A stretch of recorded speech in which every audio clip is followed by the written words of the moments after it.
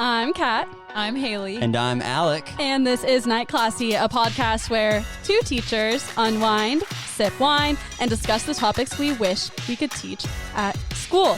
But this is a very special Patreon bonus episode with Alec Ogg, our substitute teacher for today. Yes, happy to be here. Yes, owner and producer at Parasaur Studios, our production company. And we're excited to have him.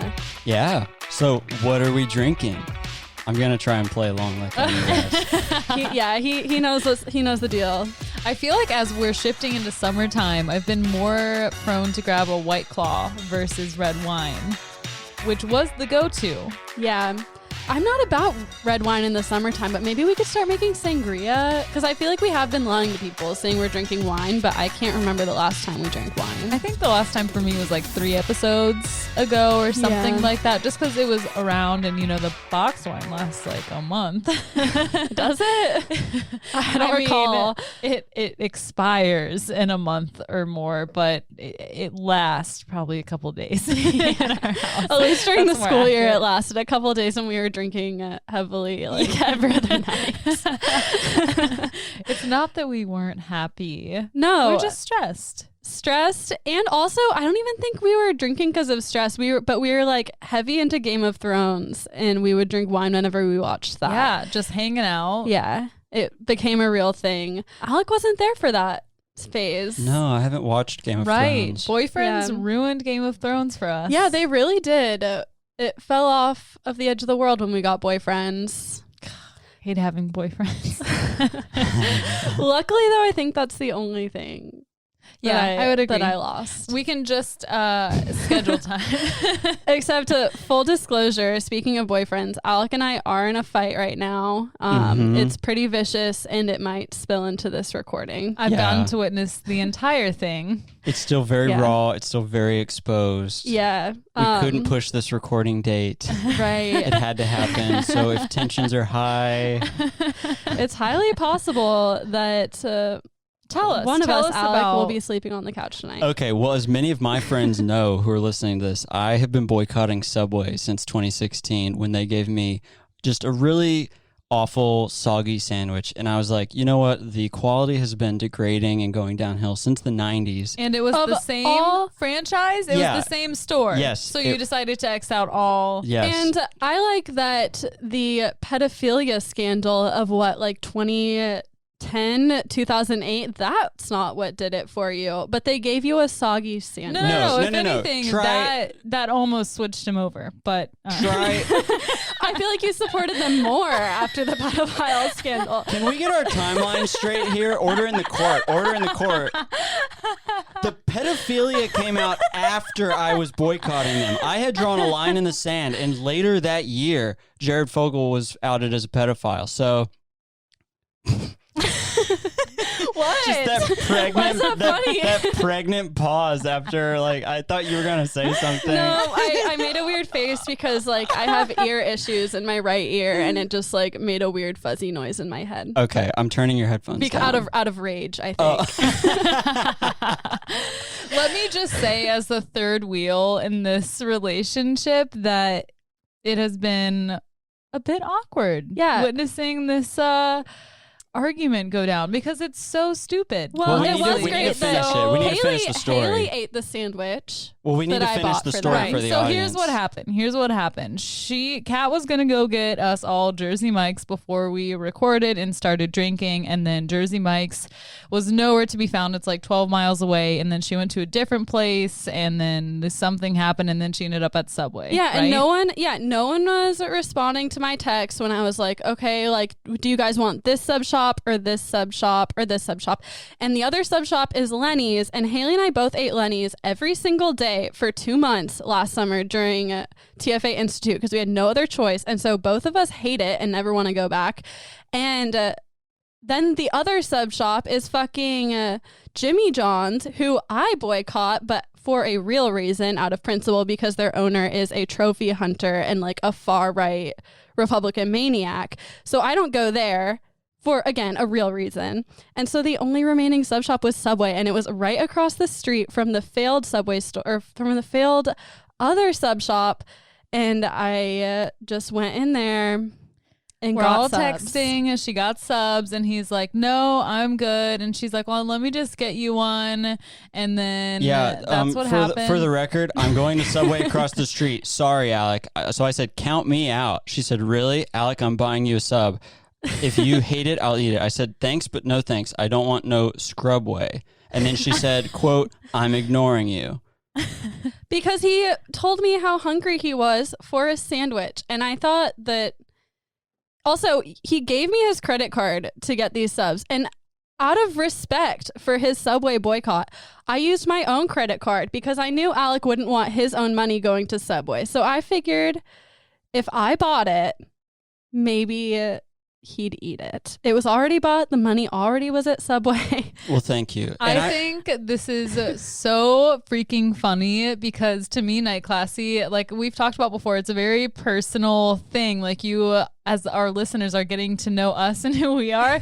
And you guys right now as patrons are getting special content of this relationship. Yeah, we're pulling back the curtain. You're seeing the exposed nerves here. Yeah. Also, Alec and I famously have never fought. And so, like, anytime we have, like, a small disagreement, we, like, joke that we're, like, chanting first fight. And Haley does it, too. Yeah, and first this fight. is actually our first fight.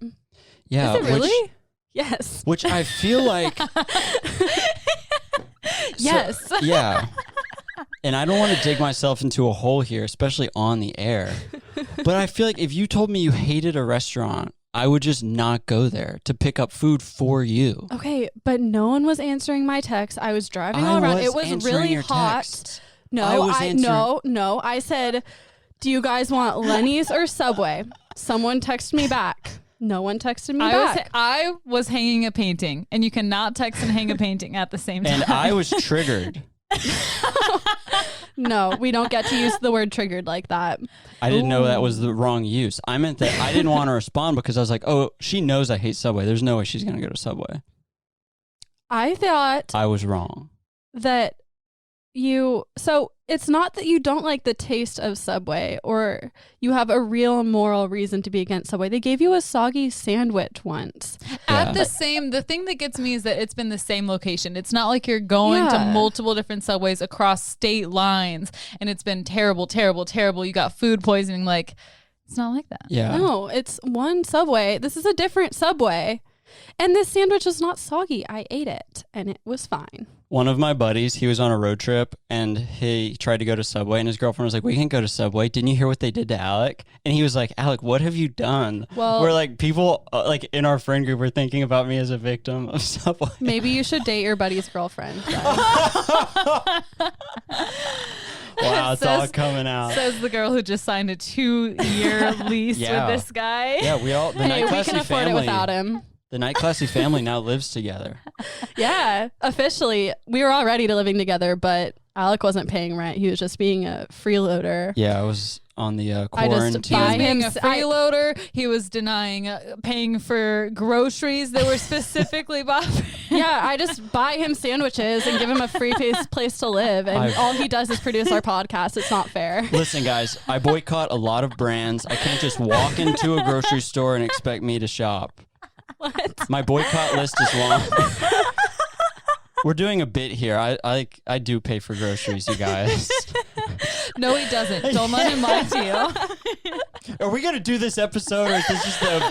Okay, it's been 12 minutes. Yeah, talking about Subway. No, we didn't start until like 5 minutes. They've essentially invited me on to just roast me, you guys. Yeah, I need a record of this so that when I divorce you, we have. That's where it all started to go downhill. Yeah, I need the lovely Patreon subscribers to write in and be like, hey, is it cool to get your SO food that they hate and expect them to eat it? Dear Reddit. Dear Reddit relationships. I think you hate past experiences with Subway. You don't hate that sandwich that she got for you today. I was just trying to make you a new memory, a good memory about Subway. Ooh, maybe here's my psychology degree kicking in. Maybe it was about your relationship together in this Subway experience, more so than past times. Maybe this was like a test of trust. Like, do you trust me to eat this sandwich. Oh my God. And Well, that's okay. Haley knew the second that like she walked in with the Subway that something was wrong. And like, oh yes. yeah. The air was dense. So we all knew there was some kind of test going on. I didn't know it was a test of trust, but I knew I was going to have to end up apologizing for not wanting Subway. Kat's like, Well, you haven't apologized yet, so maybe it was a test to see how much you trust me about getting food from this place that I have nothing to do with, but it's about the trust of the relationship with you and I that dependently will decide the rest of our relationship. Yes. Maybe Yeah. it is that. Well, maybe it is. Let's switch things up. You could argue that the trust with food brands has already been violated. We are coming back from the lake, which we mentioned in a recent episode. I famously don't like Taco Bell. Kat is like, hey, we should get Taco Bell, knowing that I hate it. So I'm like, you know what? I'm gonna be the good, trusting boyfriend and trust Kat. We get a fucking burrito and quesadilla. There's like a quarter, like the size of a U.S. currency quarter amount of cheese in this quesadilla. It was all tortilla. We move on to the burrito. There is like a little schmear, like you would schmear a cracker with hummus. I hate that word. Yeah. Well, there was a You did it on smear purpose? of beans on this burrito. The rest was tortilla. We basically had 6 tortillas in the car. The trust was violated. I said I didn't want Taco Bell in the first place. We were disappointed. And now this. See, I thought this was my redemption because, okay, I stand by Taco Bell because it is great. And that was my first bad experience ever at Taco Bell. And so I'm like, okay, this time I'll go to a restaurant that he says he doesn't like, but for no good reason, and it'll be really good. And it will turn you around. Here's where I think a major disconnect is.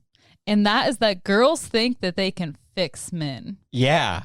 But they can't. Well, maybe men need fixing. They do need fixing, but they're so stupid It's true. sometimes that they can't be fixed. They're so blinded by their man logic. And we want so badly to help you all, but you just can't be helped. Apparently not. Can I say this? I know that I'm being stubborn. I know that I'm being irrational. I know that it makes more sense for me to eat the sandwich because then I wouldn't be starving right now and this beer wouldn't be going straight into my blood cells. I know I'm being stubborn. I know it doesn't make sense, but it has become part of my identity over the years that I don't eat Subway. Well, it's a line I drew in the sand, and I can't back down from that. What is so funny is that if you would have just eaten it, no one would have been like, Alec ate Chipotle. Not Chipotle, Subway. Oh my God. Yeah. It's going straight to my blood cells too. Well, that I- isn't even what this episode is about. No. And I have a sandwich to eat tomorrow, thanks to Alec. Please write in. Tell us what you think. What's Yeah, your take? I Have you wanna- had a similar experience? Send us Subway gift cards. And Yeah, I want to hear where the audience comes down on this. Subway swoops in and like sponsors us to eat there for a Ooh, year. Yeah. Subway, please be our sponsor. You guys are going to get a lot of people writing in saying, you know what, the quality has gone down over the years. We support Alec, and shame on you, Katya. Well, listen, if you it feel was- that way, I'd like to hear it. It was not a comfortable type deal. It wasn't like we've got hours and hours to figure out where we need to go and everyone's responding to the group text. No, it was not an ideal situation. Yeah, the car was 120 degrees.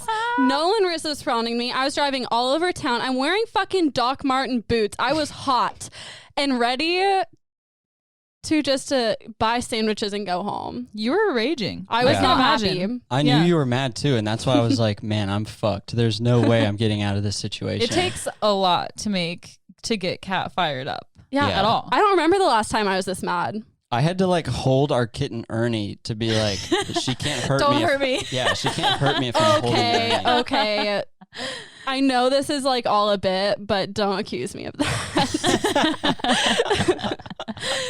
At the end of the day, you guys are getting a glimpse into the dynamic of all of our relationships. I think you get to see and witness and hear their first fight.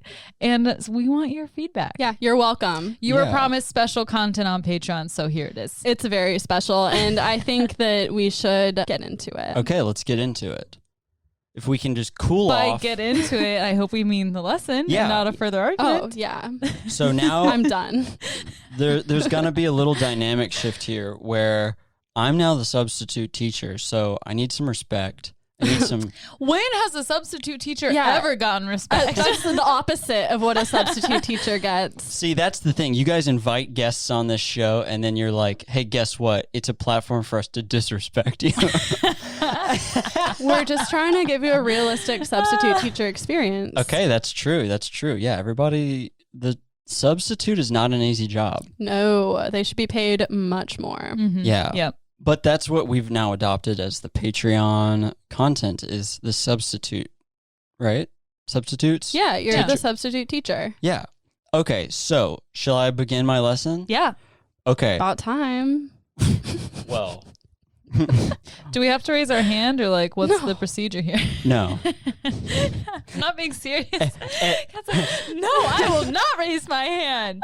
Don't give him any authority. This is my classroom. Yes, please, at ease. I encourage conversation. I encourage questions. I also feel like I'm now in the hot seat because I'm always giving you guys notes on how the episode went. And so now you guys get to give me notes and grill me on how my notes went. Yeah. So today I'm going to talk to you guys about a poem that sent thousands and thousands and thousands of people out hunting for something. Oh, I know exactly what you're talking about. I know, I've told you about Yeah. it, but I'm going to tell you more I'm about it. excited. Yeah. I have no clue. Are you intrigued? I am intrigued. Okay. Yeah. So there's this guy named Forrest Fenn, okay? Fenn, Fenn.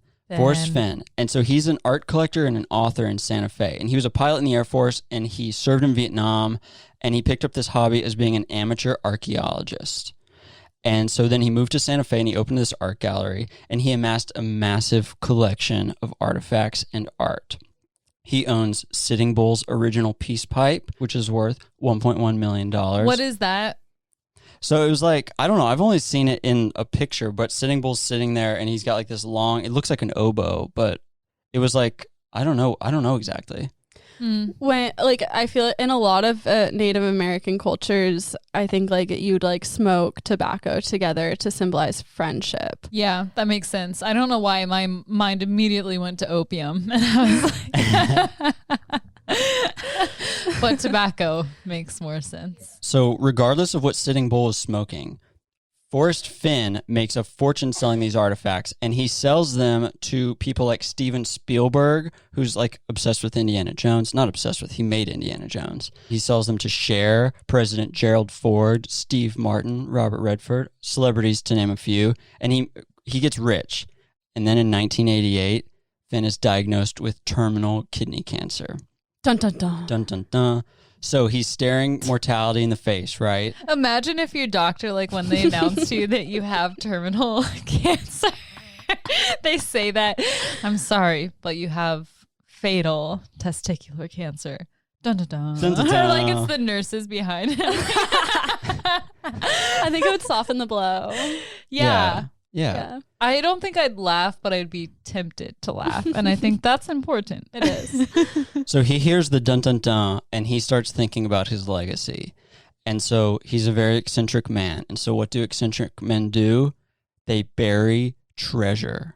Oh my God. Okay. And so sometime between 2009 and 2010, Forrest claims to have trekked out into the Rocky Mountains and hid a 12th century bronze chest containing 42 pounds of his finest treasures, gold nuggets the size of chicken eggs, 16th century Spanish jewelry, a Ming Dynasty jade sculpture, precious gems, and more. It's estimated that the treasure is worth between $1 and $5 million, depending on who you ask. Does he have kids? He does. I bet his kids are pissed. His He- kids are fine. Yeah. He has way more artifacts. Okay. Yeah. I'd be pissed. And he ended up surviving cancer. So- no. Oh, so Forrest he's like Fenn a is still alive. living- He's 89. Ooh, okay. And so in 2010, the same year that he hides the treasure, Fenn self-publishes The Thrill of the Chase, which is his memoir. And in the very back of the book, there's a poem that contains 9 clues that supposedly lead to the treasure's exact location. And I'm now going to pass you guys the map and the poem. Has he been known to write poetry before this? No, it's really just, and the poem's kind of hard to read there, so I'm going to read it aloud. Okay. So here's the poem. As I have gone alone in there, and with my treasures bold, I can keep my secret where and hint of riches new and old. Begin it where warm waters halt, and take it in the canyon down, not far, but too far to walk, but in below the home of Brown. And from there it's no place for the meek, the end is ever drawing nigh. There'll be no paddle up your creek, just heavy loads and water high. If you've been wise and found the blaze, look quickly down your quest to cease, but tarry scant the marvel gaze, just take the chest and go in peace. So why is it that I must go and leave my trove for all to seek? The answer I already know. I've done it tired and now I'm weak. So hear me all and listen good. Your effort will be worth the cold. If you are brave and in the wood, I give you title to the gold. So it's somewhere, the water's no longer warm by any means. It sounds like it's near a waterfall. Like you could see like maybe going down or like into this canyon. Like you can see it, but you're going to have to like you figure can't out. walk. You have to like belay down or something. Yeah, like a lot of people think that line, let me find it, of there'll be no paddle up your creek, just heavy loads and water high. That high water is a waterfall and you can't like canoe up a waterfall. Yeah. So yeah, a lot of people are drawn to waterfalls through this. And I'm going to talk about kind of people's obsessions and how they've interpreted this poem and what Forrest has gone on to add kind of like additional hints because it's now been 10 years and no one has found it. Oh, you just know he like wants someone to find it so badly before he dies. Yeah. Yeah. Wow. Yeah. Cool. And so Forrest has risen to the level of like a cult-like figure in the treasure hunting community. He's now 89 years old, as I said.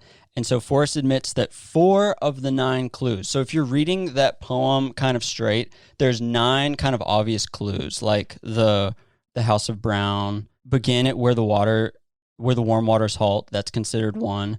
And so there's 9 of those. And he knows that people have solved at least 4 because people will send him their solves. So a lot of these treasure hunters will look at maps, look at history books, look at topography, and they'll track out what they think their solve will be, and they'll plan these big expeditions, and they'll go and try and solve it, and then they will often send it or email it to him and just be like, hey, we didn't find it, but this was our solve. And so he knows that he said in 2015 that someone's gotten within 250 feet of the gold. Oh my gosh. Did he tell them that they did? He didn't tell them necessarily, but he said it in an interview. Oh. Multiple people have gotten within 500 feet. One person's gotten within 250 feet. That Oh is my God. so... What a freaking tease. And so this map that we're looking at here, we can see Montana, Wyoming, Colorado, and New Mexico.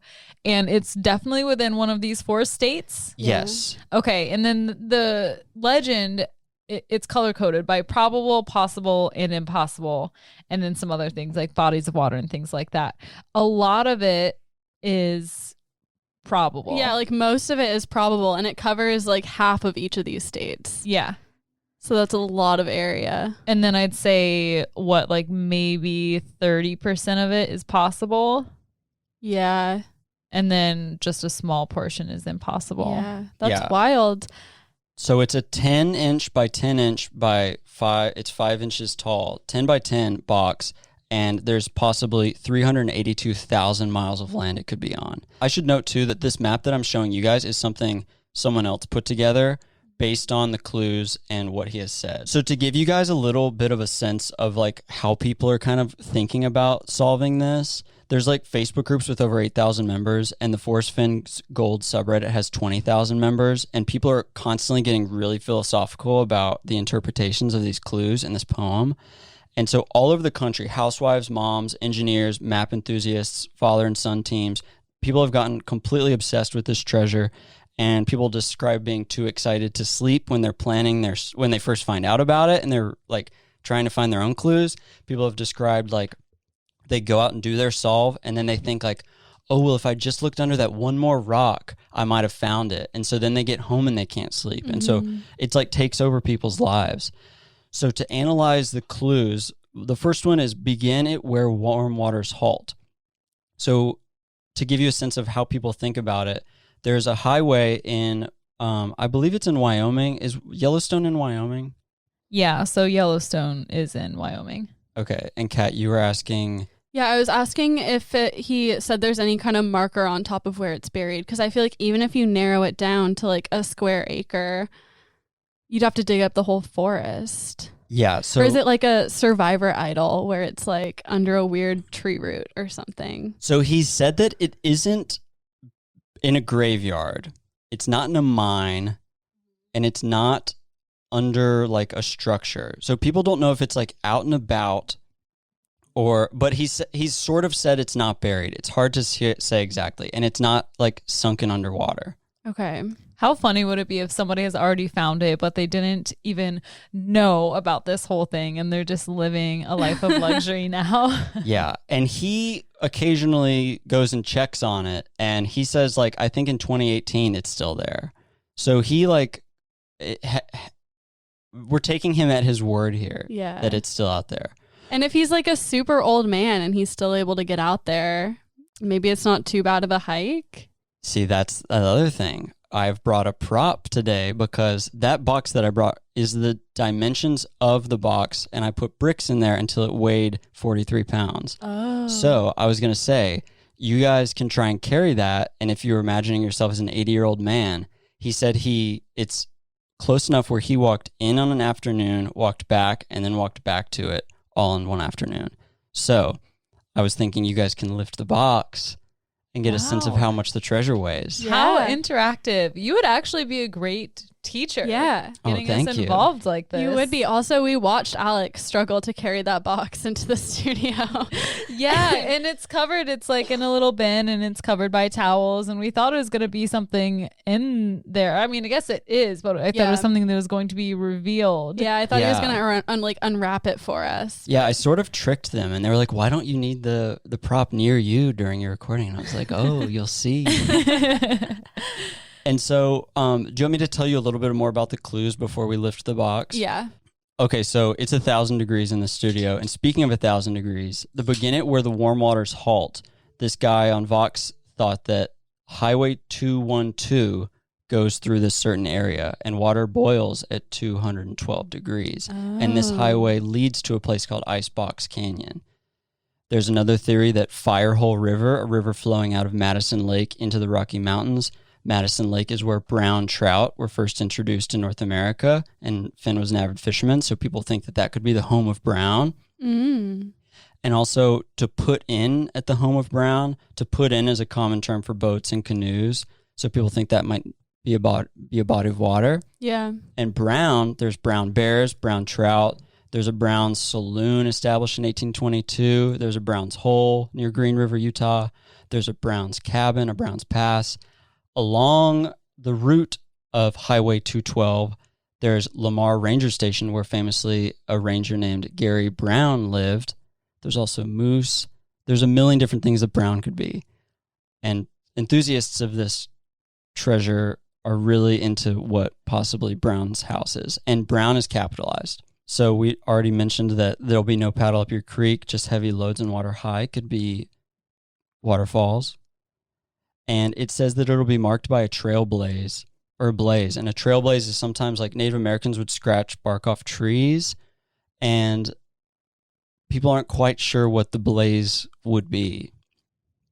So then he's given... My first thought was like a red tree or like orange wildflowers. Yeah. Like something like that like kind of looks like fire, but it's like Yeah. a plant. Yeah, People don't know if it's fire or if it's a trailblaze. I feel like he would be someone to do kind of like a tricky thing, really. Yeah. Like all encode or parts of it to make it difficult to find, but possible. So people take such different approaches to it. Like one girl thought that heavy loads and water high meant that this big earthquake that broke a dam and created this massive landslide, creating a quake lake, was heavy loads splashing in and the water's rising for water high. And so people take vastly different interpretations. So he added some extra clues in interviews and said that the treasure is higher than 7. I'll read it exactly as he said it. The treasure is higher than 5,000 feet above sea level. So they know it's above 5,000 feet. So that is how they're ruling out certain parts of the Rocky Mountains. Clue 11, the treasure is not under an outhouse or associated with a structure. So people aren't sure what associated means, but a lot of people were digging in old mine outhouses, and he was like, you don't have to do that. 12, the treasure is not in a graveyard. I didn't say it hasn't been buried. I said I hid it, but that doesn't mean it isn't buried. Clue 13, the treasure is not in Utah or Idaho. Clue 14, the treasure is not underwater or near the Rio Grande River. And some additional things people have pieced together from his writings and radio interviews. It's not in a mine, tunnel, or cave. The where warm waters halt is not a dam. The chest contents weigh 42 to 44 pounds. He said both of those. Fenn has said it's somewhere an 80-year-old wouldn't have trouble accessing. He also says he got back and forth to the spot from his car twice in one afternoon. There isn't a human trail in close proximity where he hid the treasure. Someone asked, is the blaze one single object? And he said, in a word, yes. Okay, so the trail is not human-made, but plenty of things make trails. Deer's trekking through, a moose, like you said, right? Moose? Yeah. You're exactly right. A lot of people talk about that. My brain just thought of like the plural of moose. Meese. I almost said Mises earlier, too. Moosin. And so someone else said, I would like to know if the blaze can be found during the day without a flashlight. And he said, I would say yes. He also said playing a hunch is not worth much in the search, and those who start out by looking for the blaze are wasting their time. He's all about that you have to figure out where the warm water halts and go from there. And he says if you do that, you're going to find it. And that's how people have gotten so close. But that if you're just looking for the blaze, you're wasting your time. He also said, someone asked, did the same 9 clues exist when you were a kid to your estimation, and would they still exist in 100 years or 1,000 years? And he said, the clues did not exist when I was a kid, but most of the places the clues refer to did. I think they might still exist in 100 years, but geography will probably change before we reach the next millennia. So there's all kinds of like... Right, you can never be certain when you're talking about like the woods. Yeah. Like it might be developed for all we know. Yeah, like I was reading this one solve, and they thought that maybe because he was an Air Force pilot, that it was like pilot things, and that if you launched off from this one spot where the warm waters halt, it was right near an Air Force base, and then you're pointed towards a zoo, like the Wyoming Zoo, where they have brown bears, and that then if you turn, there's like an abandoned airstrip. And so they've interpreted it through like air navigation. Yeah, what if it, like the trailblaze is something that you can see from above, like a crop, what is it called? Crop circles. Like a crop circle? Like that. Yeah. And I'm not saying it would be that, but something that is not apparent when you're on the ground. Yeah. Right. But then I feel like there'd be a clue about that. Yeah, you know when you see it type deal. Yeah. Another thing, a girl in a bookshop. Were people digging in outhouses because it says the home of Brown?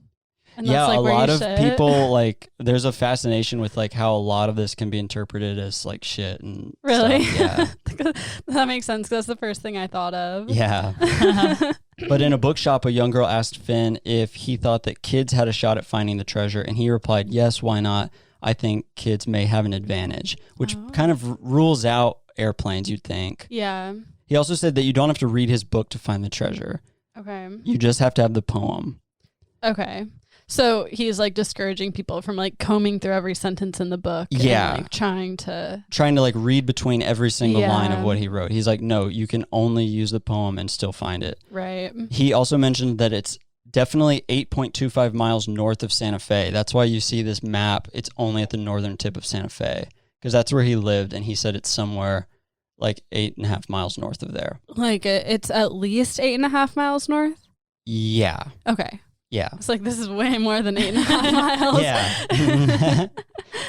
And so, yeah, that leaves basically a search area of 27 million acres. Yeah. They've narrowed it down. Does anyone just like sit there and watch him and wait for him to go visit? Maybe. The location? I kind of thought about that. Like, yeah. he's 89, so I'm sure he doesn't get out too much. Right. Right. Is this something I wondered that he had planned for a while, or he just had learned that he had this cancer and was like, I want to go out with this magical thing kind of attached around me?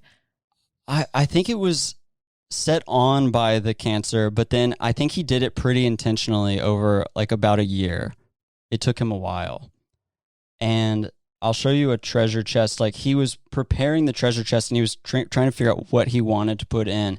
And like, this is an image of like him deciding what went into the treasure chest. Oh my gosh. Imagine finding that. It's like, Yeah. there's so much gold. It's a lot in of there. gold. Yeah, that's Yeah. like the main color you see. It's a ton of stuff too. That's like exactly what you'd imagine when you think of like a treasure chest. Yeah, yeah. Absolutely. And talking about his house, someone did try to break into his house. It was a crazy person who thought that the treasure was like in this big Spanish chest. And I was reading like the articles, and it was talking about how him and his daughter caught the guy, and the daughter held the thief at gunpoint until the police arrived. And I thought that was a badass daughter. Yeah, That is is pretty badass. badass. Also, why would he hide it in his house and like be encouraging people to break into his house? Yeah, it's ridiculous. It's a crazy person who broke in. So I guess that's true. Yeah, and so some people think it's in Yellowstone, but then others have said that Finn said it's not in a state park. And some people have interpreted him saying, I'd smell wonderful smells of pine needles and pinyon nuts, which is another word for pine nuts, and sagebrush, that limits it to certain types of kind of biological areas. What is it? Horticultural areas? Yeah. And so people have gone as far as looking into that Forrest Fenn was a board member of the Buffalo Bills Center. And some hunters think that he went to a board meeting in September of 2009, snuck off one morning and hid the treasure, and then came back for his black bow tie event. So they're like looking at his life and like his calendar Yeah. to try and figure out when he could have hid it, and like I working feel like backwards that's, from there. Yeah, like very Indiana Jones-esque Yeah. to like go Yeah. hide treasure and then show up in a tuxedo later that night. Yeah. Pretty badass. Yeah. And so like that Route 212, the Boiling Water Point Highway, that's near where that thing was. Okay. do we know if anyone else knows, or is he the only one who knows where this treasure has been? I'm not quite sure. He might have told his daughter, but I think he's the only one that knows. I think he said that it would die with him where it was. And he also has said that like it could be found next year, or it could be found like 500 years from now. He doesn't care. So 5 people have died searching for this. What? Yeah. That just gave me goosebumps. Yeah. Yeah. Has he made any kind of statement about that? Like, Well, the New Mexico police have tried to implore Fenn to end the treasure hunt because of the danger to public safety.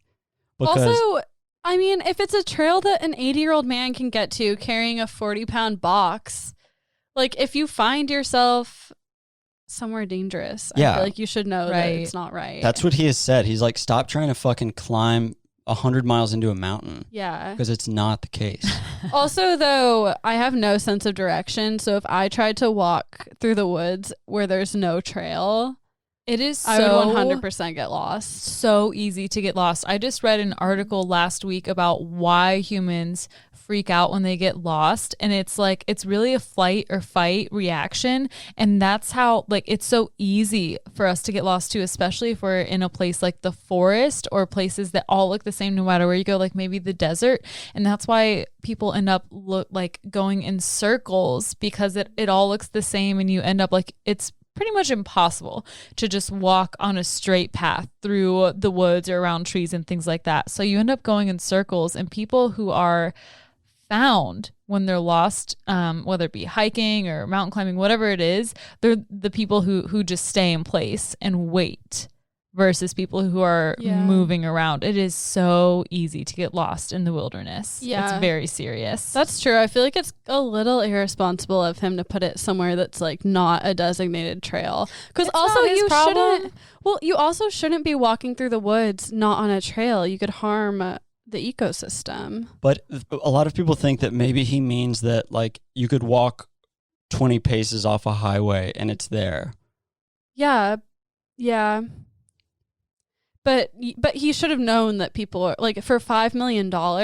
Yeah. People are gonna do anything. And so the problem is a lot of people are coming from all over the country, all over the world, and they have not been to the Rocky Mountains, so they don't know what life at elevation is like, and they don't realize Ooh. how intense hiking in the Rocky Mountains is and how quickly the temperatures can change, and they're usually not dressed adequately, and a lot of them are just found dead. Do you want to hear like about any of the people who have passed? Yeah. Yeah, you should at least say their names. Okay, so Randy Bailiu went missing in January of 2016, and he was found dead in July.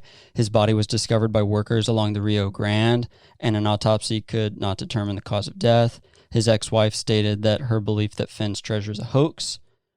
There's a lot of wives and ex-wives weighing in heavily on these men who died. They're not happy.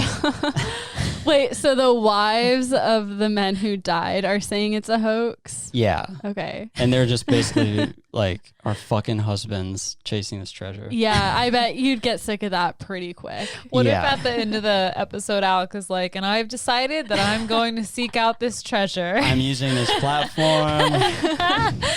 I'd feed him a Subway sandwich. Write in to tell us what you think about Alec's expedition. I do think the three of us are pretty lucky people generally. So maybe if we just like skipped into the woods, Yeah. who knows? Maybe we'd find it. We should just follow our internal compass to the treasure. Yeah. Yeah. And I mean, Set like, our intentions, meditate on it. Let's freaking rando Rando knot it. Yeah, rando not it. that would be Ooh, so cool. okay. That'd be Donate wild. to us. I know you are all already donating to us on Patreon, but if you want to up your monthly donation, you can fund Haley and I's rando knot trip to the Rocky Mountains. They're rando knotting Forrest Fenn's treasure. You freaking have to set the rando knot to like a certain amount of miles. And when I was doing it, it was like set at like 1 mile or something like that. We'd have to set it at like 3,000 miles. Yeah. Yeah. We just fly out. We'll like fly into, I don't know, one of these states and then Yeah. road trip Closest it from airport's there. probably Boulder, I'd imagine. Like the Probably cheapest one to Denver. get into, or Denver. Yeah, Denver. Okay. Okay. Well, Cool. that's Let's the plan. do it. We should definitely do. You guys should definitely do that. Yeah, needless to say, more people died. And there's also some controversy about a lot of people damaging cultural artifacts by digging in national parks. And so Yeah. there's a lot of people that are getting arrested. And people have said time and again, like, it's not buried. You don't need to dig, especially not by a structure. Mhm. But so that's a bummer side Yeah. that people are hurting things. And a lot of times it's people that are trying to sell their own books about the treasure. And they're like saying, like, I know exactly where it is. And then they go and light campfires and camp illegally in Yellowstone and stuff. Not cool. And didn't he say it wasn't in a park? Yeah. I found mixed reviews on that, but I think it's not in a park. And so I was just going to say, in conclusion, a lot of the people that do it say that the real treasure is getting out into nature and the adventure and the shared experiences with friends and family. And I was going to read what one guy on Reddit said just a few months ago. He said, "This sub and the hunt in general has single-handedly repaired my broken relationship with my father. Just a quick thanks to everyone on this sub. I stumbled across the sub a few months ago by happenstance and have quickly become obsessed. I mentioned it in passing during a brief discussion with my dad. We normally talk maybe twice a year for 15 minutes, and he caught the bug too. We now talk almost daily and have a shared obsession with the hunt. Refer to all of your posts and are planning our family hunt on our own once our own quarantine is lifted. So as much as I hate to say and sound tacky about this, while it's possible no one has found the treasure yet, plenty of other treasures have been realized, and that's dope. So thank you all and good luck." And a lot of people share that sentiment. I'll show you guys just a few photos that like people have taken at the end of their quests. Oh, wow. Like they just find all of these amazing spots. Yeah. And they'll say like, look, the treasure wasn't there, but like we found these amazing uncharted territories. Yeah, We're just that is seeing, really amazing. beautiful images. We've got waterfalls, huge pine trees, And sights in the canyons. mountains. Yeah. Valleys. And one person was hiking. They asked a rancher if they could search on his ranch, and he agreed. And they found these Pueblo like dwellings. Oh, cool. You see those? Oh. Yeah, they're like these big caves dug out of the side of a cliff. Yeah. And the rancher said that his family has had that ranch for 3 generations, and they never knew about that. What? So it's really? this huge archaeological find on their property, and it just took someone basically randonauting to find it. That's amazing. How would Yeah. you not go and explore this property that you've had Right. for generations? Well, I think some of these ranches are like massive. But yeah, you're right. Yeah, probably. Yeah. Yeah. And so, yeah, I think that's the end of my lesson. If you guys want to lift the box, feel free. I don't know if you want to do that on air or off air. Let me feel it real quick Yeah. so I Okay. can see. Okay. In case I ever stumble upon it, I'll know. And if you and how far you think you could carry that? Okay, 1 second. That was really good, Alec. Thank you. Yeah, thank you. All right, so she's picking it up, holding it. She She's walked walking across around the the room. studio. She's doing laps around the room, and she put it down. How was it? Okay, you're definitely going to want to lift with your legs, not your back. I could not walk very far. I can't imagine. Like, I would have been definitely breaking a sweat just getting that from the parking garage to here.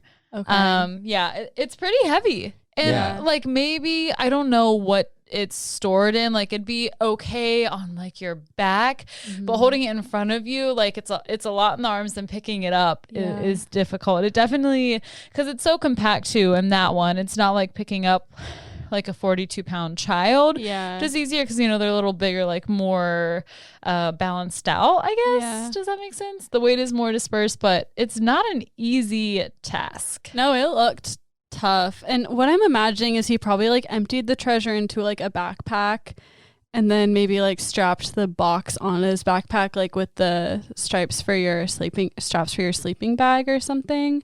Because I can't imagine carrying a box in front of you on Yeah. a hike like that. Yeah, you 40 don't want pounds to is see where pretty your heavy. feet are going. Mhm. Like It's Ghost, probably- my cat, is 13 pounds and I can barely carry him. Yeah. Yeah. He's 13 pounds. Yeah, he's a big boy. I thought he was like 18. Oh no. Well, when I got him, he was 6, and so he's doubled. And he was not a kitten. He was just a skinny stray. He's healthy now. Yeah. Well, Healthy. no, meaty. All right. Well, as your substitute teacher, I really appreciate you guys being such great students. Oh, Thank you for teaching us about this. That was so awesome. Thank you. And thank you guys for having me. And thanks you to all the Patreon supporters, because that helps out our studio as well. Yes, immensely. And also, I just want to say that I'm not actually mad at Alec, and it was a fake fight. Yeah, it's sort of half a bit, half real. Oh, The frustration maybe like 80% was there. bit, 20% real. I was worried you were about to say 80% real. I was like, oh, fuck. I was going to say, yeah, the frustration I could see was there, but you guys are smiling and laughing and everything's great. Yeah, I feel like Forrest Fenn put a smile on our face, too. Yeah, the real treasure is distracting me from how angry I'm at Alec. So write in, let us know. What do you think about their first fight? What do you think? Would you go out to seek this? What would hold you back? What would inspire you to go for it? Should we go for it? Are you Team Alec or Team Cat? Cat in this argument. Do you like Subway? Yeah. Or are you irrational? I don't know. Let us know. All right, bye, guys. 3, 2, 1. Class dismissed. Oh, no one said it with me. I thought Okay. Alec was going to do All right, it. let's do it again. 3, 2, 1. Class Class dismissed. We should keep that in there where it's just you.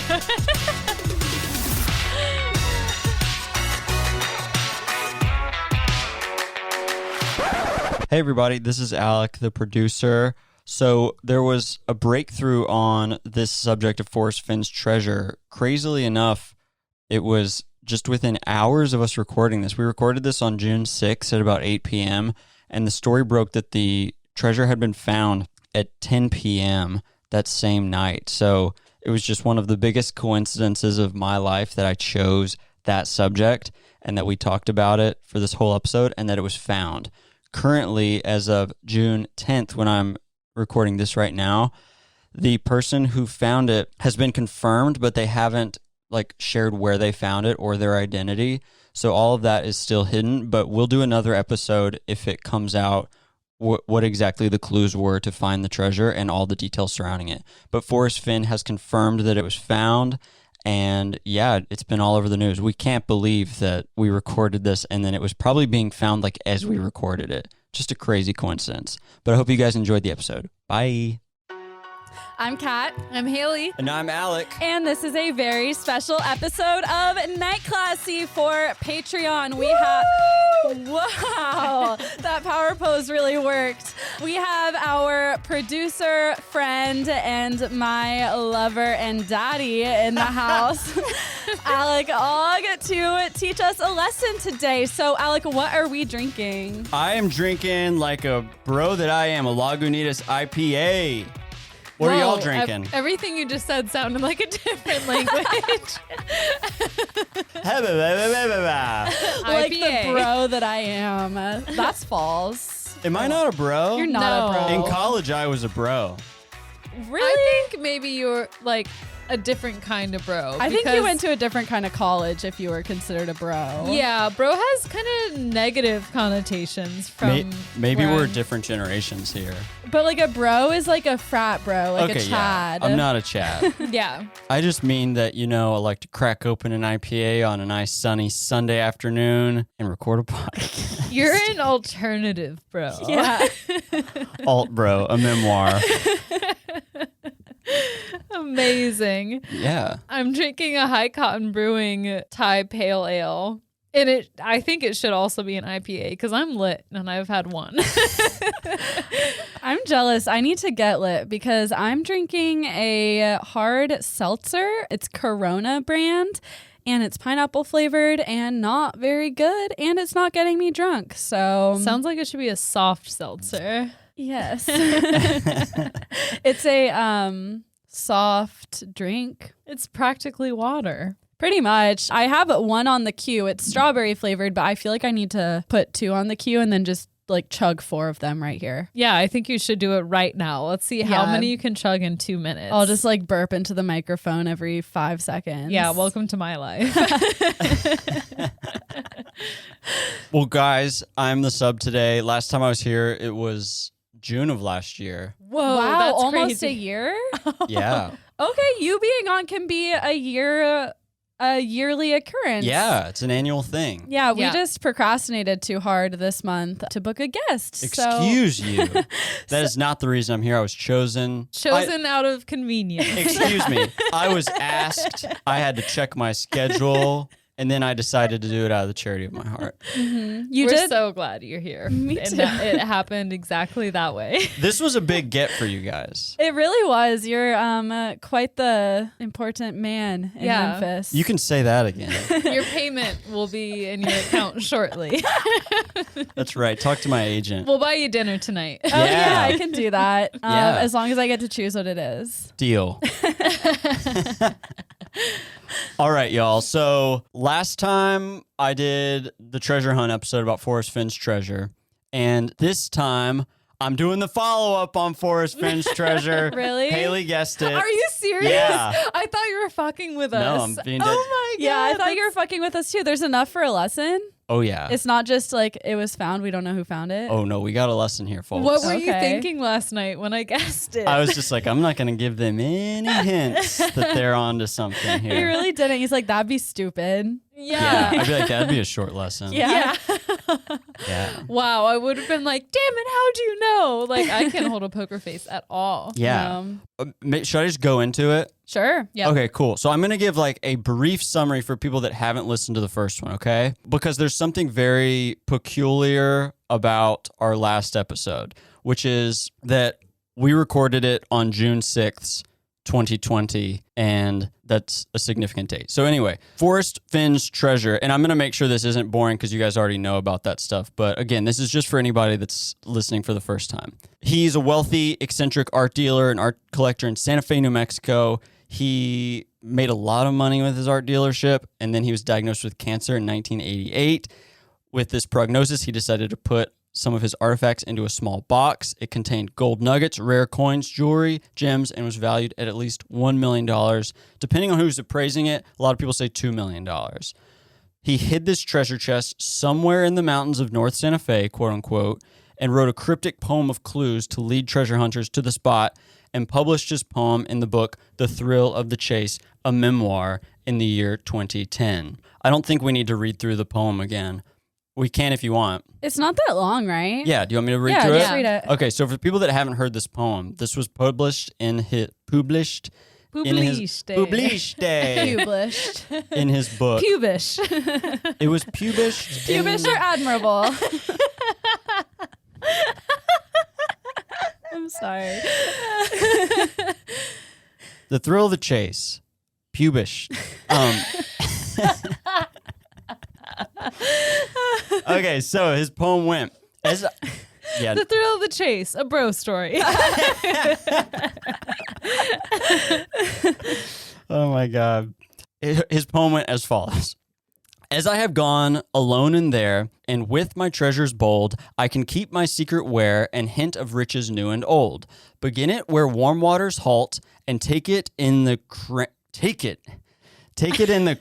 canyon down. Take it in the canyon down, not far, but too far to walk. Put it below the home of Brown. From there, it's no place for the meek. The end is ever drawing nigh. There'll be no paddle up your creek, just heavy loads and water high.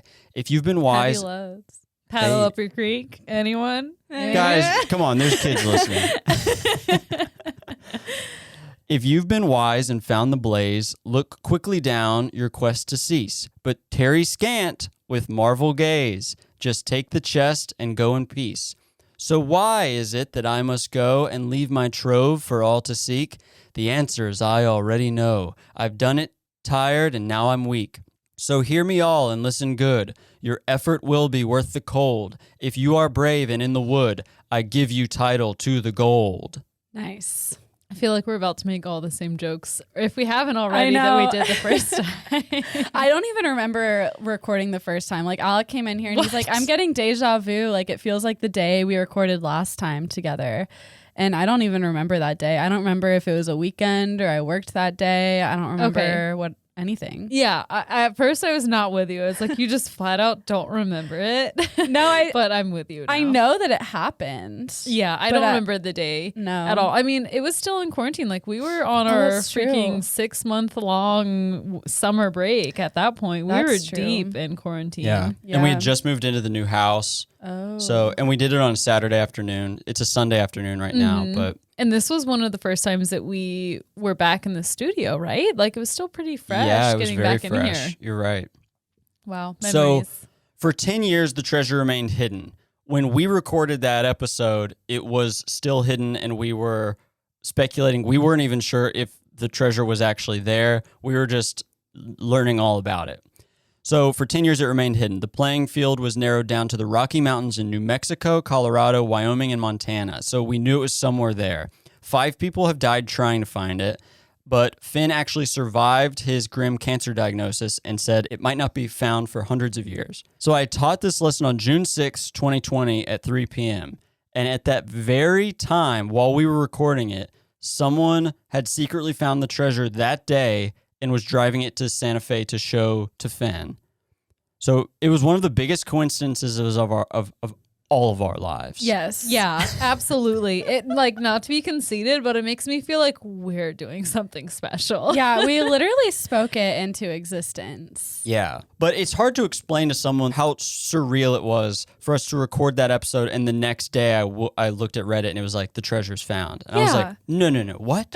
For it to go from being a complete mystery for years and years, for people to give their lives up for this. And not only that, I think one of the really magical things about this whole story is that people made tons of memories just going to try and find this treasure chest. Whether they found the actual treasure or not, there are so many memories and I don't know, whatever, made around it. And that's so cool. But for it to go instantly from overnight being a complete mystery to they found it, that was freaking weird. Yeah, it really just like drives home the fact that we're living in a simulation and we are the main characters. That's true. Yeah. Yeah, and so I had We're to the favorite Sims. I had to record a tag on the end of the episode that basically said, "Hey, you guys, right after we recorded this, the treasure was found, so we're gonna have to do an update sometime." But there were no updates for a long, long time, so we couldn't do an episode. But then the girls were like, we got to have Alec on. Everybody's talking about this treasure, and so I said, like, let your people talk to my people. We worked it out. It's just our cats like fighting over a toy. We got meowing at each other. Yeah, we got our calendars lined up so we could finally be in the same room. And here we are to give an update, okay? You know what's weird is that me and Tommy sleep exactly above where you guys sleep. That is weird. I know. I don't like that. So if the second floor just crashed, like we would crush you guys. What side of the bed do you sleep on? I sleep on the left side of the bed if you're looking at the bed. Same. Oh my God. you do. We're mirrored. Oh my God. How do you know I sleep on the left side of the bed? Because I can see you in your bed. Like if the door is open, you're always on the left side by the door. True. Everyone just always sees Alec and I in bed because our door is always open for the cats and we're right across from the kitchen. So that's fun. I slept on the right side of the bed before I met Tommy, but the one fateful night he first slept over, I was just like, oh, you can have that side. Like, oh, you can have it. And that sealed my fate. It's a fatal mistake. Yeah. It was messed up, but it's fine now. Yeah. Yeah, it's weird because like Kat and I slept at my parents' house last night, and the way that bed is, I slept where you traditionally would sleep, and I was like, it's so weird that you can feel when that's out of alignment. Yeah. Mm-hmm. Yeah. What I really need is a California king size bed because I need to spread out. I need room. Sometimes I'm just like in a little ball. I want one of those nest beds that's like sunken into the floor, and it's huge. I don't like. It's like on there's like a platform, and the bed is like sunken into the platform, and it's a California king, and it's just like literally a nest. That sounds amazing. Yeah, that's like my old bed. That was my mom's bed when she was a kid. It was not nest by design, but after 30 years of use, it became a nest. All right. Well, speaking of nests. No, I don't have a good segue for nests, but today's lesson is about the find. For people that don't know, a solve is what these searchers call their like solution to the poem puzzle. So on June 7th, the day after we recorded, Fenn says the hunt is over with no details about the solve. And the finder wished to remain anonymous, and the solve was to remain anonymous as well. I was bummed. Why though? We'll find out, won't we? Did he hide another box? We'll find out, won't we? So that's a yes. But this anonymity, as my notes say, makes perfect sense, as we'll find out. Was it Fenn himself? We shall see. Okay. Oh my Now, God. see, you were like, oh, this is a boring rehash, but here we are. It's actually... I never said it was boring. What? When? I thought you said... Maybe you didn't. No, you just assume I'm a bitch. I don't assume. When I said I'm know. doing, Yeah, that's what he was about to say. no, when I said at the top of this episode, we'll play back the tape. We're recording this. When I said I'm doing the Forrest Fenn's treasure update, it was like as if I said we're having plain rice for dinner.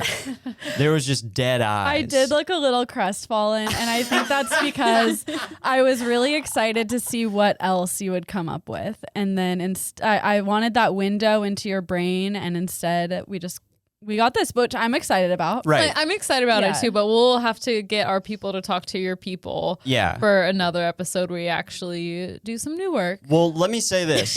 It's like when you like are too lazy to lesson plan, so you just like add some questions to your PowerPoint from the day before. Yeah. Well, let me say this. I had another lesson planned, and so I was like, well, I have to give a brief update on the treasure because that was last year. And went down the wormhole. So here we are. Okay. This anonymity of the searcher who found it, not the searcher, the finder who found it, and the location makes sense because thousands of searchers were obsessed with this for 10 years. 5 lost their lives. Many went bankrupt, destroyed their families and careers. Forrest Fenn was stalked. His house was broken into. Kidnapping threats were sent to him. And that's only the stuff that was publicized. Apparently, there was even worse stuff that happened that wasn't publicized. What the fuck is wrong with people? I mean, $1 million is a lot, but like, not that much, enough to like threaten people and die and lose your career. Yeah. They should make a movie where it's like, reminds me of Charlie and the Chocolate Factory. They should make a movie where it's like the other side of Charlie and the Chocolate Factory. And it's about all this really scary stuff that happens. Yeah. And so I did an and so. And so. I'm always telling them not to say and so, and I just did it. It's hard not to do it. Yeah. It's a great transition. Yeah. And so I'm going to be tasting a lot of my own medicine today, so just get ready for it. And so the finder was worried that these treasure hunters who had sacrificed so much would threaten him legally and physically if they knew who he was. And I guess I should say, like, it's a very small minority of these treasure hunters who are like this, but there's enough that it's like, we don't want to fucking deal with that. The majority of treasure hunters are like really kind, cool people. So unfortunately, this is exactly what began to happen. God bless you. That was a cough, but thank you. And also with you. I'll fix it in the edit. You just make it a crazy. Yeah, it's like a Looney Tunes at you. You're like, I'm it's like never you wrong. snorting and hawking a loogie. Spit in my eyes. Look at my mouth. Oh my God. Okay, so lawsuits.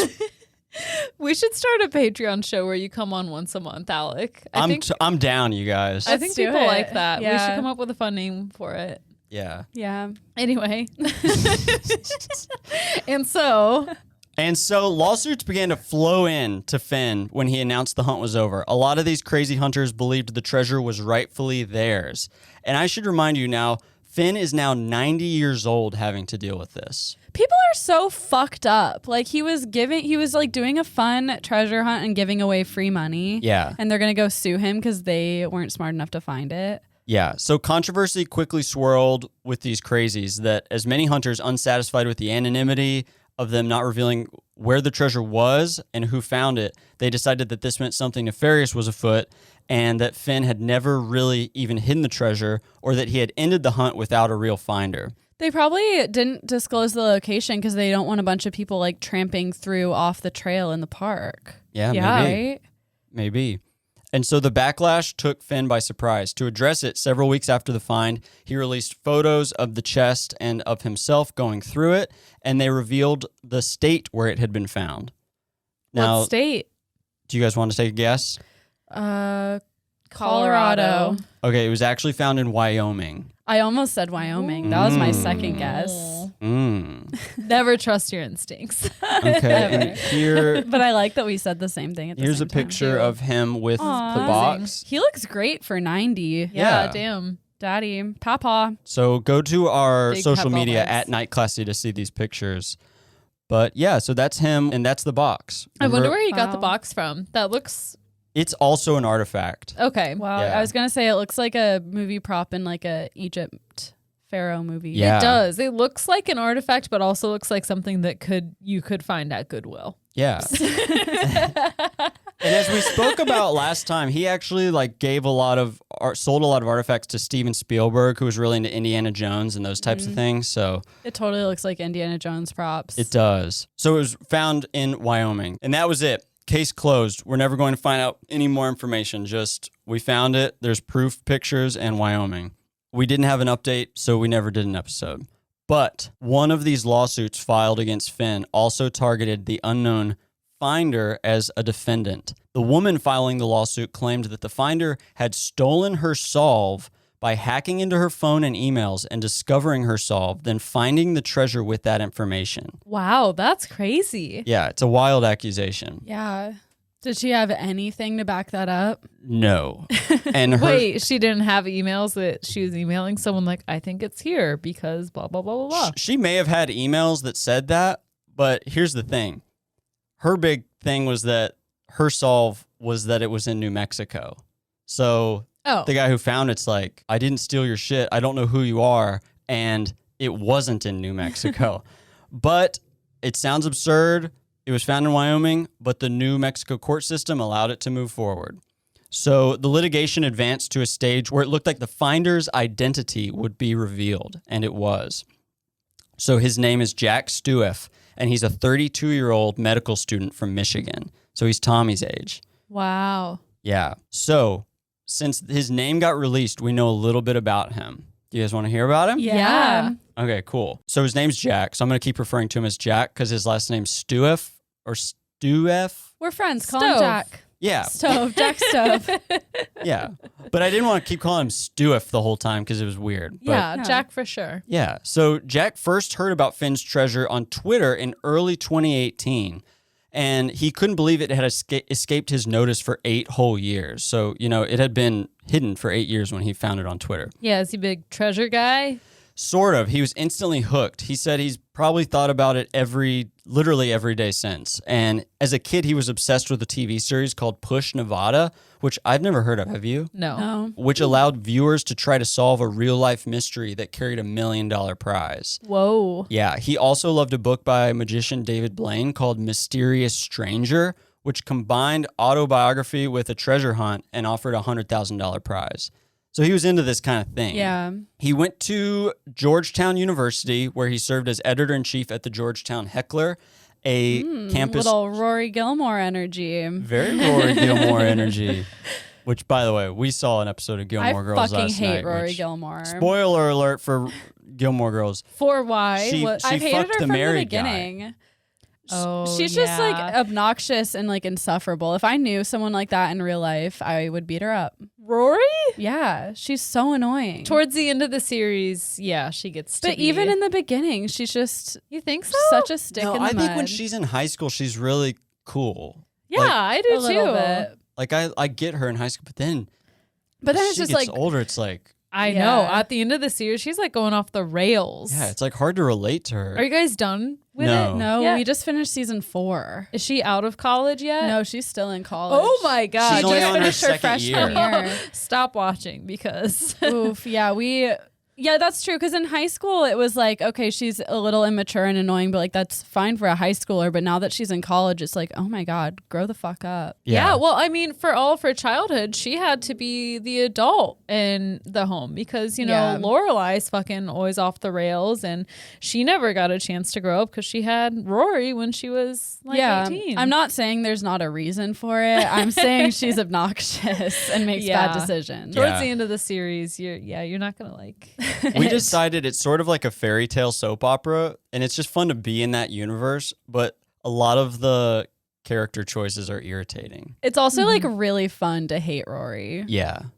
Like I enjoy it. Like kind of controversial. what was And- the article you found? An article. It was like most hated characters, and we opened it up, and number 1 was Rory Gilmore. Whoa. And it's weird because she doesn't come off the top of the entire series that way. I feel like Lorelai is the annoying one for me. Definitely. Oh yeah, Yeah, Lorelai's definitely. annoying too. I think everyone in that show except for Emily and who's the weird guy? Michelle? No. Oh, yeah, who's the goofy guy? Suki's husband? No. The He's kind annoying. of town weird guy who's always like, Oh, the guy Luke, who I owns- need you to do this. He owns a grocery store? No, not him. The Oh. one that has like every job in the town. I don't know. Okay, but like I Kirk? think Kirk, Emily Gilmore and Kirk are the only good characters in that show. But the dad, what's the dad's name? I don't know. Emily's husband. Emily's husband. His character is like boring, but he's a really good actor. But like the only good characters I think are Emily and Kirk. Everyone else can suck my dick. They're annoying. but I still love that show. I think that Emily's husband, whatever his name is, would make a good papaw. Yeah, he'd make a great papa. Mm-hmm. Yep. Yeah, Yeah. I like his character. Speaking of elite society, our guy Jack, he went to Georgetown University and he worked at the Georgetown Heckler, which is a campus humor magazine. He graduated in December 2009 with an English degree and began a career as a humor writer at The Onion. Aw, That's kind of cool, right? Yeah. Yeah, he ended up leaving humor writing eventually because I guess he wrote a piece that kind of had a tasteless joke about Sarah Palin's family, and it would like cause like a little bit of controversy, and he was just like, I don't really like doing this, like Yeah, I how, don't how to like- navigate it. I don't like getting blown up on Twitter by angry people. Yeah. Yeah. Yeah. So he said like he regrets it, but it wasn't really a big controversy, and he doesn't really even think about it anymore. So kind of lost, he decided to enroll in medical school and says he hates just everything about medicine except for helping patients. So to survive... There seems like a much better way to do what he's trying to do than go through medical school. Yeah. Something that you hate. Yeah. Not That's not good. not the best decision. So No. to survive this like painful experience of medical school, he found a side passion, which was Finn's treasure. So he said, I think I got a little embarrassed by how obsessed I was with it. Maybe I didn't want to even admit to myself what a hold it had on me. But so he heard about it in 2018, right? So after hearing about it, he took a path that was different from other hunters. So most hunters go into the online forums and the blogs and they read everyone's solves and everyone's theories and they try to piece it together like a puzzle using groupthink with GPS coordinate codes, anagrams, and like letter codes, all of that. Da Vinci Code style, right? Mm-hmm. He took a different approach. He stayed away from all of that because he was like, I don't want to like start thinking the way they think because no one's found it. And he decided that the key was for him to understand Forrest Fenn. He said, this hunt was made for an English major because it's based on a close read of a text. That's what it is. It's having the correct interpretation of a poem. I understood him by reading his words and listening to him talk over and over and over and over and over again and seeking out anything I could get my hands on that told me who he was. That's so smart. Yeah. Yeah. Not once did I ever think anything like that. I know. I almost wish we would have done that episode more recently because I wish we still kind of had our theories fresh. Mhm. Me too. Yeah. Yeah. But that's cool. If we were to hide a treasure, where would we put it? This was a question I planned on asking you guys. Ooh. Yeah. That's a good question. We could bury it like deep in the basement of our home, like somewhere Yeah. under one of the floorboards. But then people wouldn't be able to access it Yeah. if we were trying to do something like Finn did. Yeah, you're right. I didn't think about accessibility. All right, well, we'll think about Yeah. it later, okay? I don't want a bunch of dead air. This is a show, you guys. This is showbiz. Jack said everyone was interpreting it like Finn is a puzzle master. But as he went deeper into Finn's life and brain, he said he's not a puzzle master. He's like into pirates. The solution, Jack says, is tied far more to understanding Finn's emotions and the poem itself than puzzle-solving skills. Quote, Finn simply doesn't care about those kinds of things. He's more interested in adventure, legacy, history, and narrative. So that's kind of the lens through which he approached solving this. And with that in mind, Jack noticed something in an interview. Forrest had slipped and said the treasure was associated with where he had planned to go lay down and die from his cancer. No one else noticed or even recognized this as a slip-up because no one had connected it like Jack had.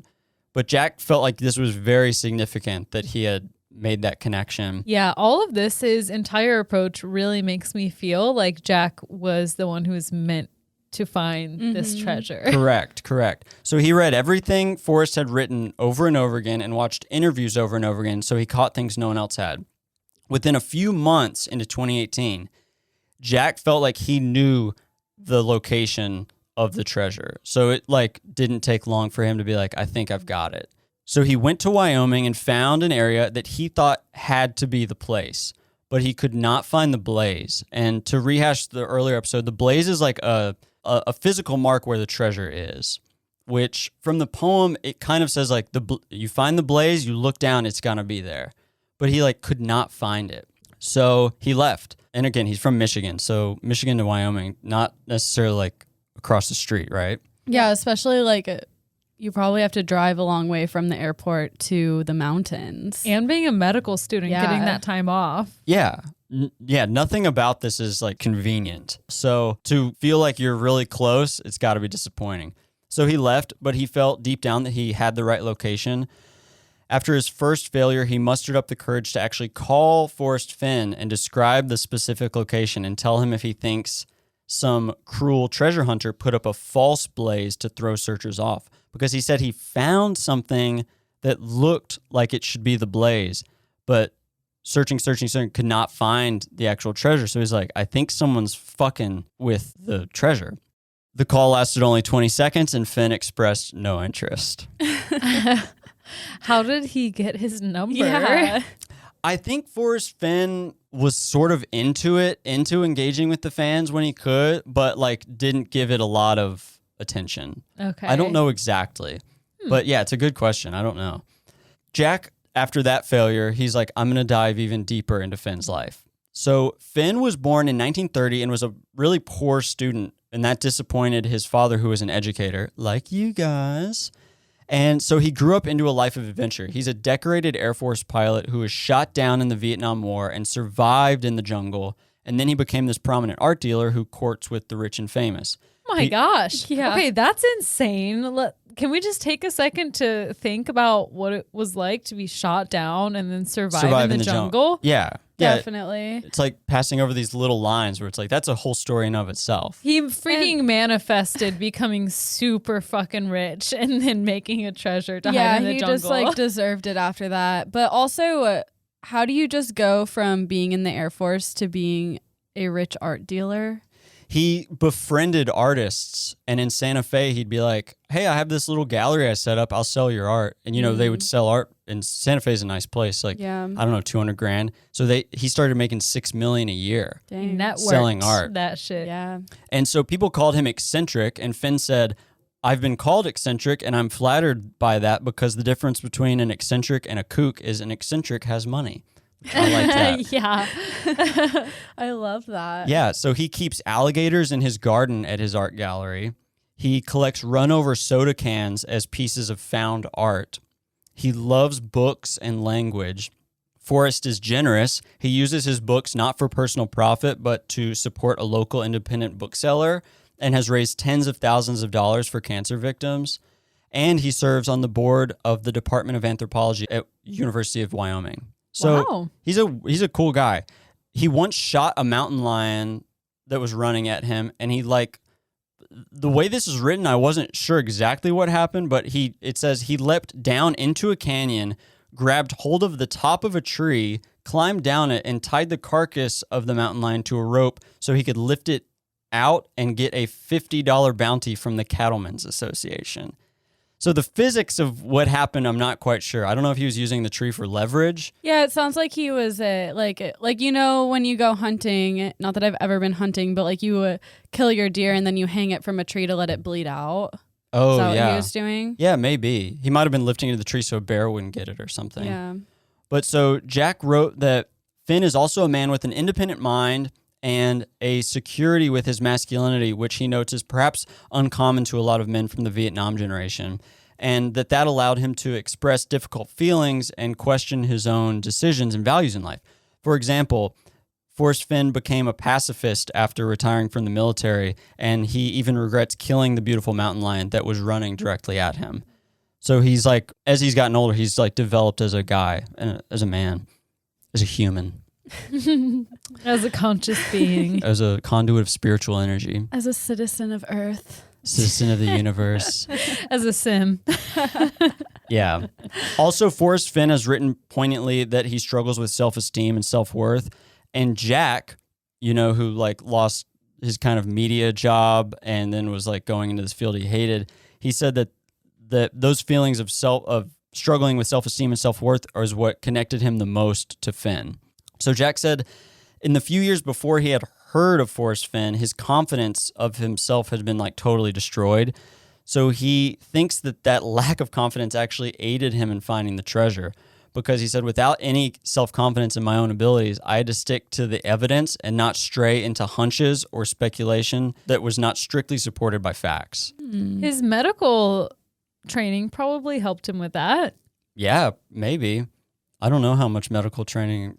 I mean, just like looking at evidence yeah. without emotion. Totally. You're right. So Jack was sure he had the right location. So for the next 2 years, he kept going back as often as he could, but he always failed. Quote, "The treasure hunt was the most frustrating experience of my life. There were a few times when I, exhausted, covered in scratches and bites and sweat and pine pitch, and nearing the end of my day's water supply, sat down on a down tree and just cried, alone in the woods in sheer frustration." Can you imagine being this guy's partner? He's like, all right, I'm going out. Yeah. Find the treasure again. Yeah. Go cry in the woods. There was no mention of a partner, and it makes me think that this lifestyle might not lend itself to a partner. Yeah, Yeah. Probably not. You're What if in- he did? That'd be trying. Because he was one of the few searchers who never told anyone and always did his treasure hunting himself. Wow. Yeah. So he spent 25 full days of failure looking for the treasure at that one location before getting it. And I don't know how big this location is, but I'm imagining like some kind of hidden Eden oasis canyon Yeah. Yep. that he found. And it's just a matter of going through every little craggy rock and trying to find it. Because for the people that didn't hear the last episode, he said it was like visible, like you didn't have to unearth it. Mm. So he finds the treasure. And he said, this is his own words, this next section, okay? "The moment it happened was not the triumphant Hollywood ending some surely envisioned. It just felt like I had just survived something and was fortunate to come out the other end. For so long, I thought I might be haunted for the rest of my days by knowing where the treasure was, but not being able to find it. Would I still be out there in that section of the forest 50 years from now looking for it? When I finally found it, the primary emotion was not joy, but rather the most profound feeling of relief in my entire life. When I got back to my rental car after the find, I put my hands on the steering wheel and bawled my eyes out." Wow. That feels, as an empath, that feels like a huge release. Yeah.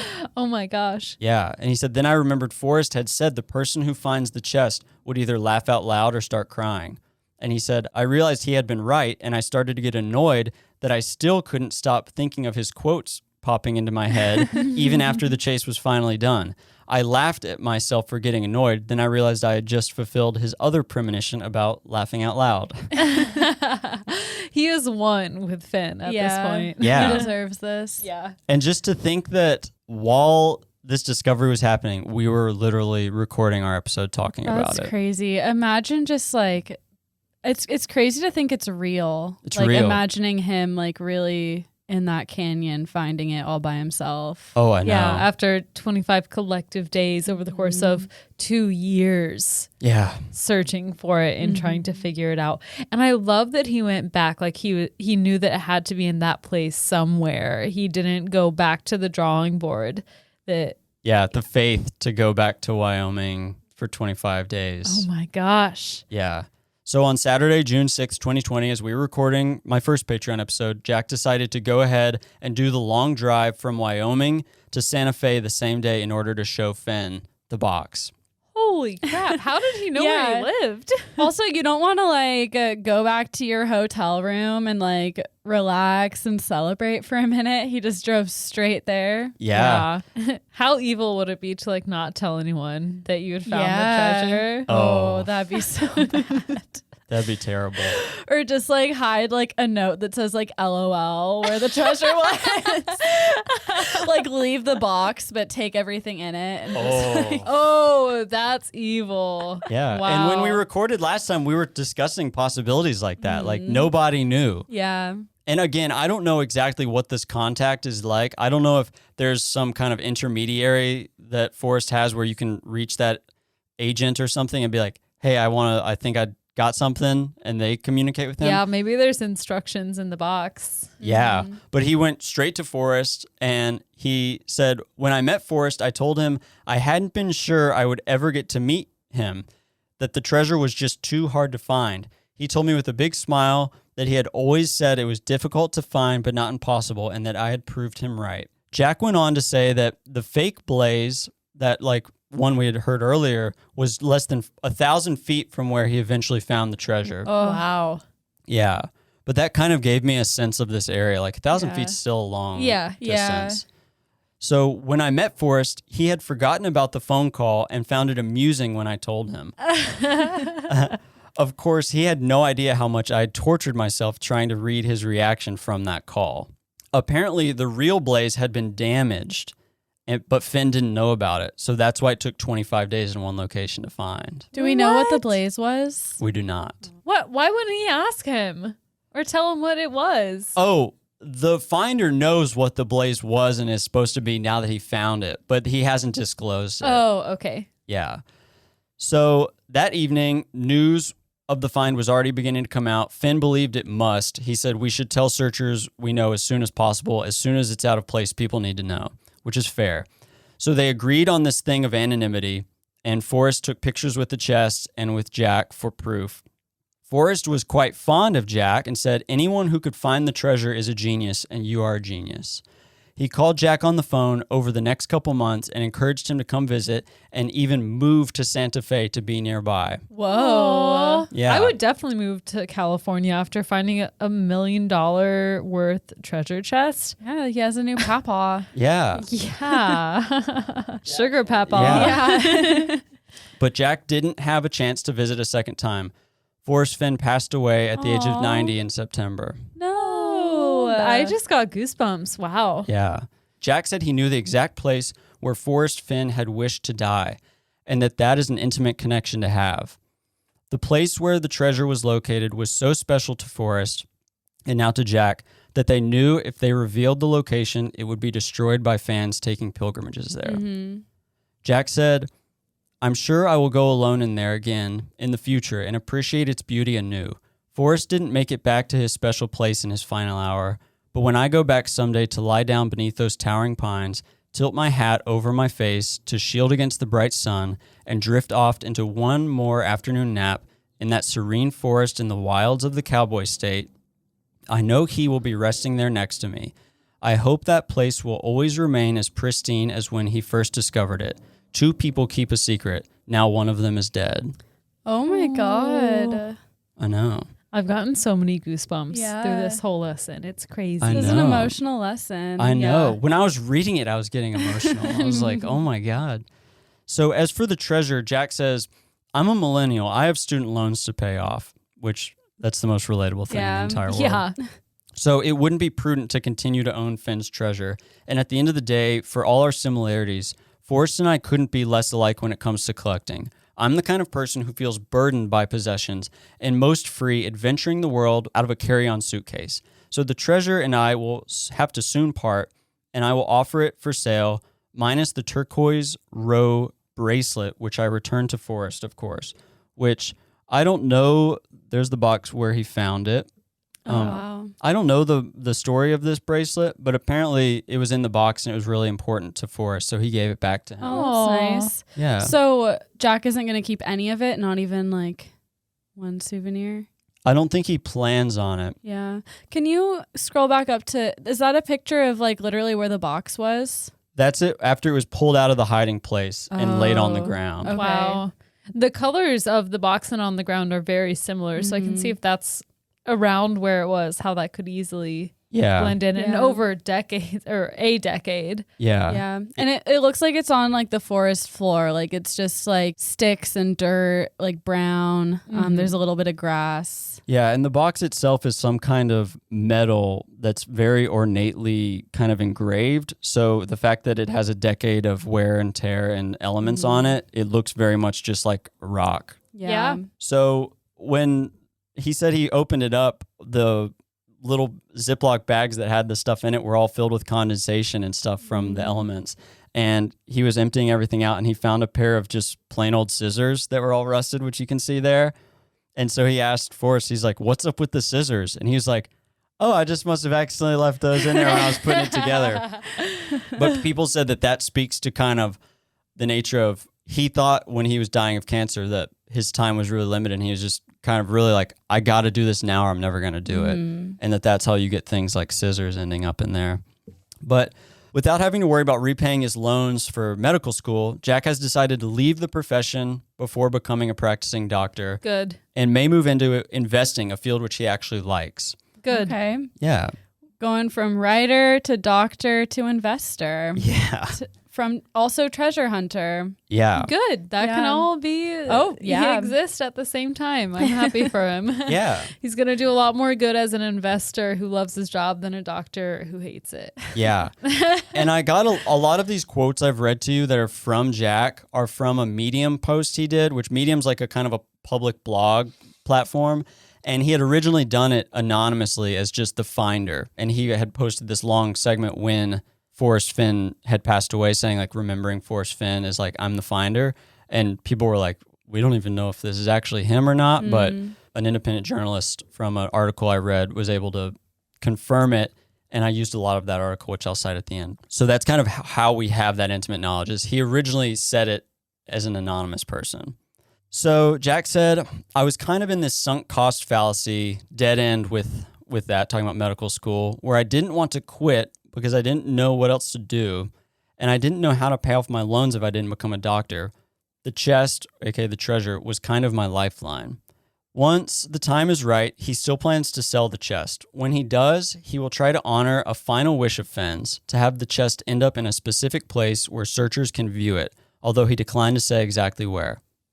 And that is my lesson. Wow, that was so good, Alec. Thank you. Thank you. I'm really glad we got to know the follow-up because that's such an insane, and you're right, an emotional story. Yeah, it's so nice to have closure. Do we have a picture of Jack? Yeah, let me pull it up. He kind of reminds me of Charles Pohl. Really? He does. Wow. Yeah, he does kind of have Charles Pohl energy. It's not what I expected at all. Yeah, I thought he'd be hot, but Yeah. I'm glad he found this treasure. Yeah, I think in a lot of ways it almost seems like he was meant to find it. yeah, it really does. I agree. And I'm sure Forrest Fenn, I don't know, he's looking at Jack and he seems happy that Yeah. Jack found it. So Yeah, it seems like he's kind of reminiscent almost too. Yeah. Like he's like can see himself in yeah, Jack. they kind of look alike. They do. What if he's Yeah. like, I'm your papa? I'm your papa now. Yeah, and it's fun to think too that, you know, it could inspire a series of other treasures as the years go on, because it's like if he makes $2 million off of this, and he was debating whether or not to split it up and like, you know, because a certain treasure hunter might want a piece of it Yeah. and would pay like 10 grand, but Yeah, can't you'd probably afford. make more money selling it in pieces. Yeah. Right? They thought that, but then he also was like, I don't think that's what Forrest would want. Yeah. But he's still exploring it. Yeah. It's a big deal to try and figure out. Oh my gosh. Can you Yeah. imagine the stress of suddenly owning something with that kind of value? Yeah. And just Like- the story of it adds so much value. And yeah, figuring out what to do with it. A museum should buy it, really. Yeah. My hunch is that I think they're hoping like the Smithsonian or somebody will pay $2 million for it, Yeah. and we'll just put it on display. Hopefully, but most likely not. I feel like a private collector is their best bet. Yeah, but even a private collector might buy it and then donate it to the Smithsonian. Yeah, or or something. just Yeah. let them like have it for like a month out of the year to like display Yeah. it. You know, like I feel like that's a lot of times where museums get their shit. They just like people let them put it on display for Yeah. like loan it out. Borrow it. I'm so glad Jack found it before Finn died. Yeah. I That's know. also such a strange coincidence. Yeah, that he Yeah. died right after it was found. Yeah, like he was thought waiting he was for gonna it. die way earlier than that. Uh-huh. Yeah, 2 months later. Yeah, it's great that he got to see that happen. Well, thank you so much. course. Amazing lesson. Yeah. Thank you. Yeah. Really, really good. We'll have to do it again sooner than a year. Yes, We really should do a monthly Alec show. Yeah, Yeah. we should. I mean, that if you're willing to do the Yeah. extra research and of editing, course I'm down. we could just make it like whenever we feel like it. Yeah. Like Yeah, it a doesn't. little We don't special. have to put the pressure on ourselves. Quarterly. Yeah. But yeah, thank you, Alec. That was wonderful. Thank you for stepping in last minute after we did some procrastination. We really appreciate that. And Yes, we let's do. go home. We're going to eat some Domino's pizza and watch some Oscar specials. Oscar specials. Yes, Tim and Eric, or just Tim Heidecker's. I'm getting crazy deja vu right now. Yeah. Yeah. Our lives revolve around podcasts, pizzas, and Tim Heidecker. So. Yeah, True. we're going to watch Tim Heidecker's Oscar night special. So, and then tomorrow we have to work. Yeah, but thank you guys for listening. Go check out the first episode if you haven't already. And I really appreciate you guys listening. Yeah. Thank you so much. And 3, 2, 1. Class dismissed, baby. Keep the energy going all the way through. All night. Let's go. All night, baby. We got pizza. We got You just got to say, Kevin Eric. baby. Baby.